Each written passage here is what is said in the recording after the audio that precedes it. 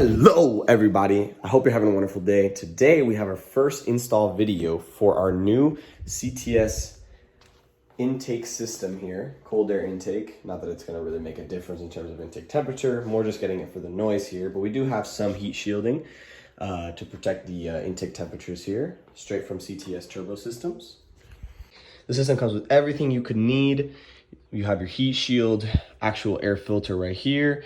We have our not our charge pipe, I guess, part of the intake pipe with the map sensor here. We have some brackets that we're gonna need to attach this, some, I don't even know what to call this, some rubber pieces that are gonna go around the edge here to ensure that we don't scratch the engine bay, and then any adapters that we might need to fit everything. And also some hardware, but I don't have that in there because it looks ugly, whatever.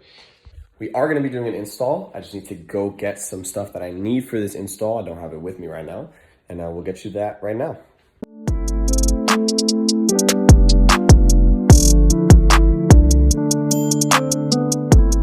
So to begin this install, you're going to want to remove this crossbeam right here just so you can get a lot more access to the stock intake and make it a lot easier. So I'm going to do that now.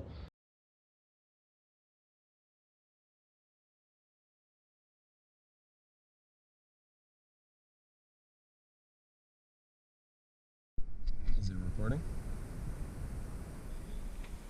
It should be blinking. Okay, cool.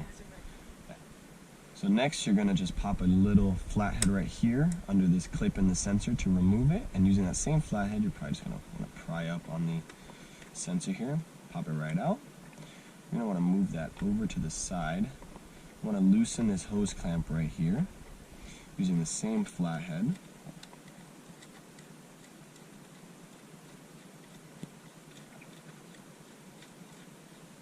Once you've done that, you're going to want to remove this piping, move that over to the side as well, and then the entire intake here should just pop right out with a little bit of prying. There we go. Now you have the entire OEM intake system out. So it should look something like this. You actually have your turbo right here. You have the hot. So again, we have the hot side of the turbo right here with our wastegate control valve. Cold side is right here. Because this is a 21, we do have a 6-to-1 port design here. Normally it's a 2-to-1 on the 2020 models, but from 2021 and up, they switched to a 6-port exhaust manifold. We have our catted down pipe right there with the O2 sensor. And then, so right here, we have the cold side of the turbo, comes out through there, through this pipe, and into the intake. Secondary pipe right here. The way you're going to do that is if you look at this bracket right here, I'm actually going to take a flashlight out for you guys. See this silver bracket right here. You're going to get a flathead in between the two layers of the silver bracket. I'm not going to quite be able to show you and do it at the same time. You want to get a flathead in between the two pieces.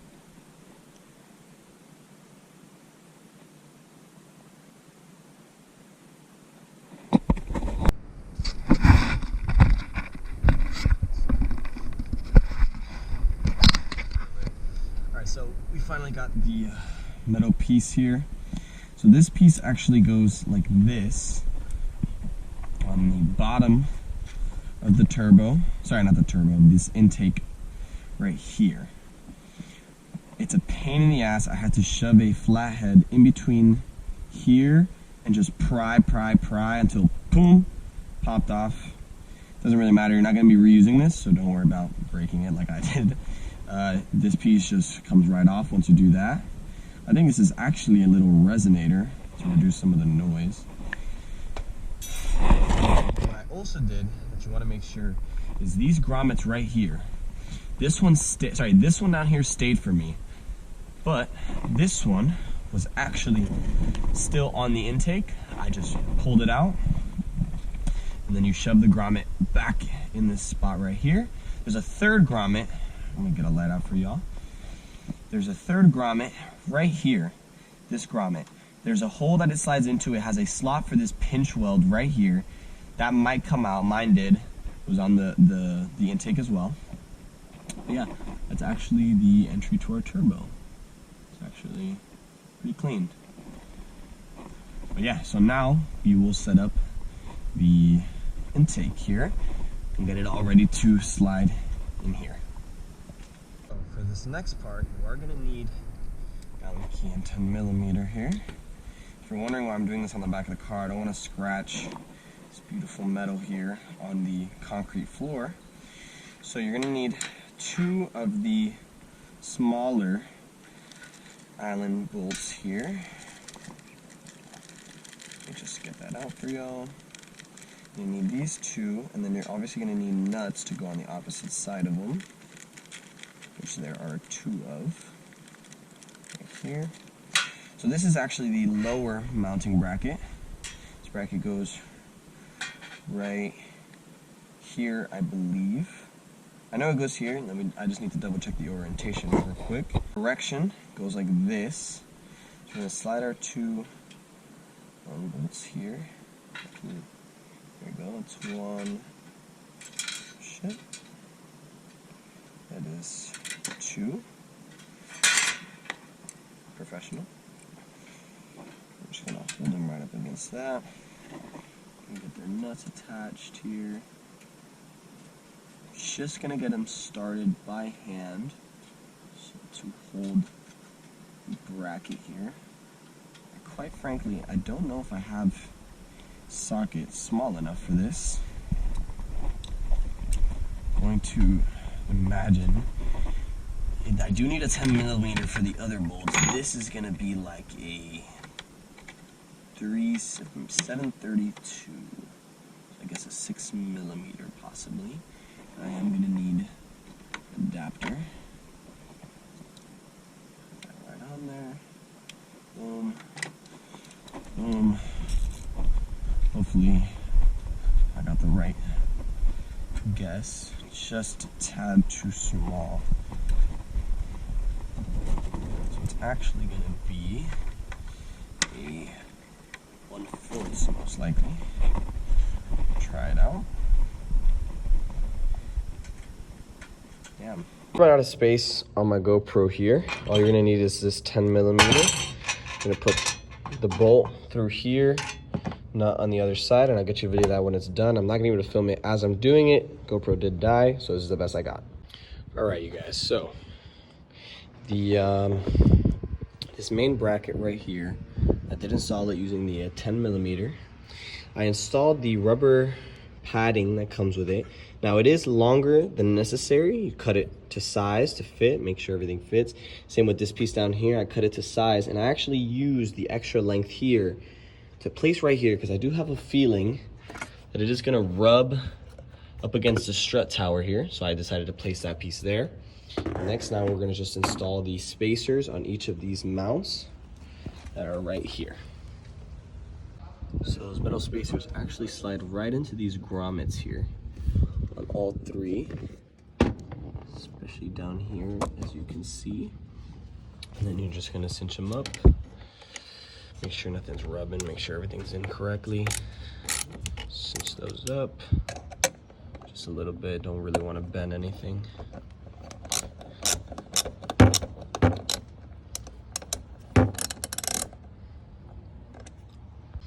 Once again, now after you've tightened up all your bolts on the brackets here, you're going to want to remove this part that holds your sensor by just removing these 2 bolts right here. You are then going to transfer it over to this metal pipe here. Make sure they line up, and you're going to slide in the last 2 Allen bolts that you'll have in here. And I actually forgot to mention that 2 of your Allen bolts go right down there. So you're going to have 2 left over to attach the sensor, and I'm just going to tighten those up now. Next, you're going to slide your rubber piping here over the edge on both sides. I have these clamped loose. You're going to actually attach everything just like that, nice and easy.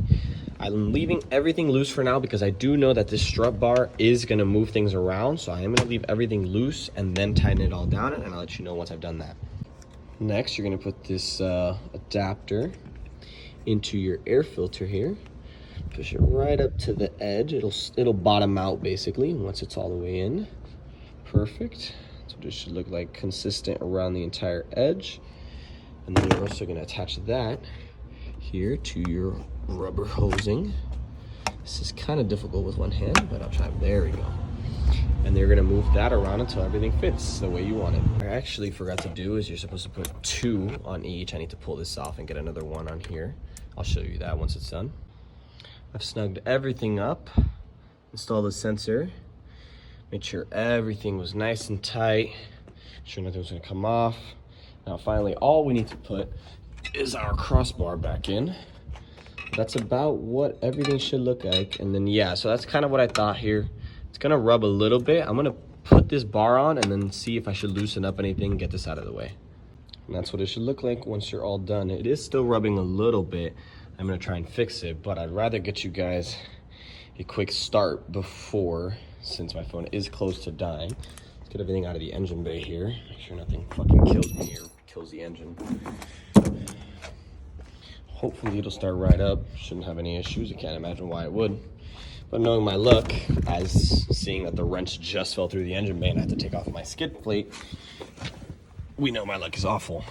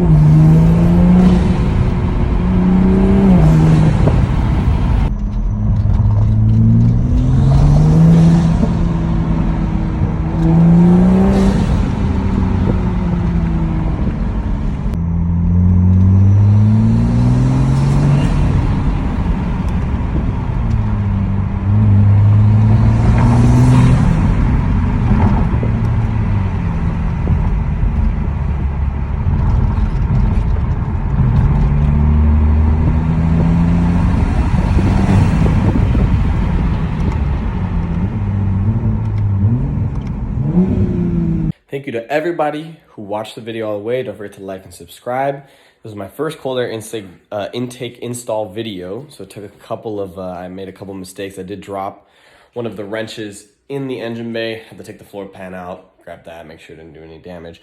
But this is actually the OEM intake, and it's huge. I mean, man, it's a huge amount. It's kind of unnecessary in my opinion.